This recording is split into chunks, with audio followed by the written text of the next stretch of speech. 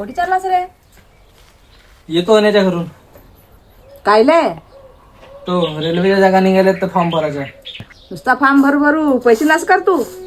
आणि नोकरीचा काय पत्ता नाही.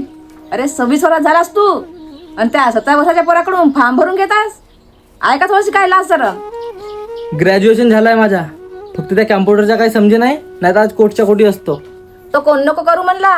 एवढे वानावानीचे कोर्स करून पैसे नास करतच आहेस. हे सई जाऊ दे, भागत आहे ना.